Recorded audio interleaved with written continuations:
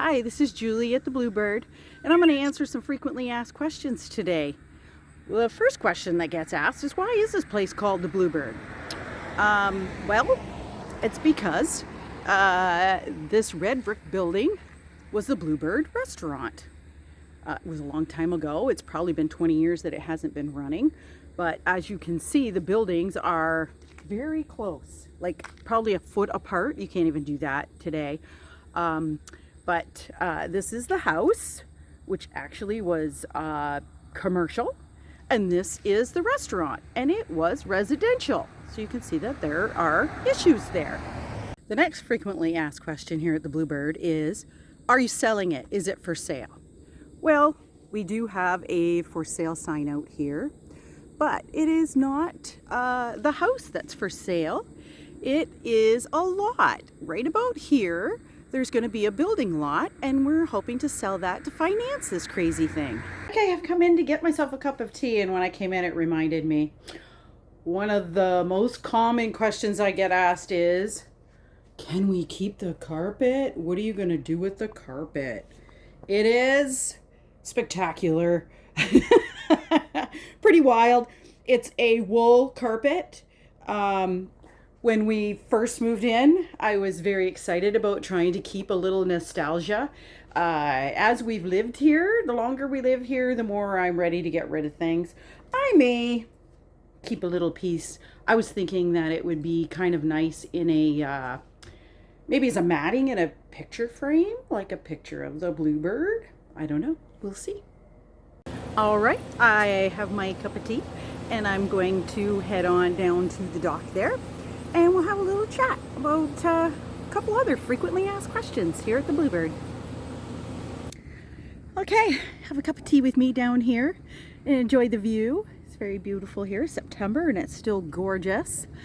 We're going to go over a couple more questions that we get asked frequently. One that I get asked is, do I miss my old house? I do and I don't. I miss the house. Sure, it was all done. It was a nice 2-story subdivision home. 3 bedrooms, 2 baths kind of thing. We had a nice shop and my garden. I do miss my garden. But I don't ache for it, you know. There's no grieving here. We enjoyed the time that we had in that house. The kids were raised there. It was wonderful for them. Their friends were all close by, so they could always show up all the time. We had lots of memories there. We had lots of parties. We did a lot of, we made our own traditions, you know. We had our Halloween parties and our Cinco de Mayo parties, and we loved it there. I loved the parking, that as our kids grew and they all had their own cars, and the friends had cars. We had 2 driveways there, and that was wonderful.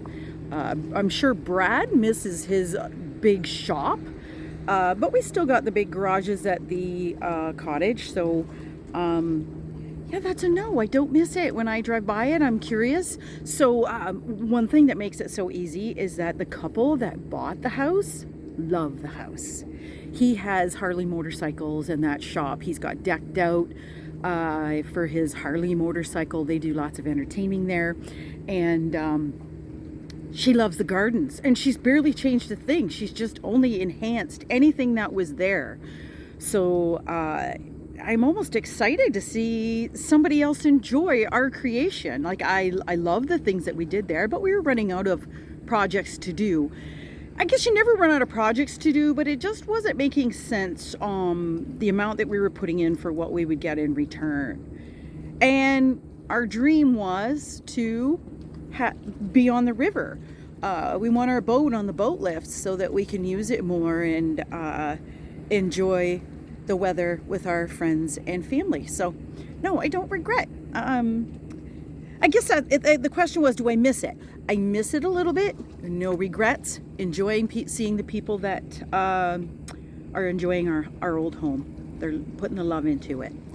One of the other frequently asked questions that I have is, do I miss Halloween? So the Halloween at our other house started the day after Halloween. It was my favorite shopping day of the year, and I started, and it grew. I decorated the yard. I did a haunted walk through the yard. We had the carport in the back turned into a haunted house. I decorated everything in the house. We had a huge Halloween party where I don't think it would be crazy to say that we had 300 to 400 people there enjoying my Halloween decorations, which I just loved. Love the excitement. It's like making magic, right? I just love that. But we don't live in a subdivision anymore. So will I continue with Halloween? Do I miss Halloween, and will I continue? Yes, I miss it. It's been years now, and I still, this time of year, I am feeling that I should be working on some Halloween and getting ready. It'll never be the same here. I will do a Halloween. It'll be different. Oh, we got some geese coming in. I don't know if you can see that. It's kind of hard to see.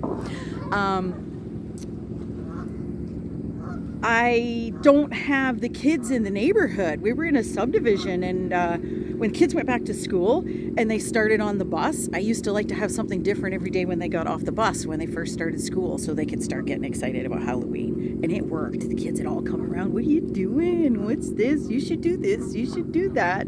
I loved it. So it'll probably change.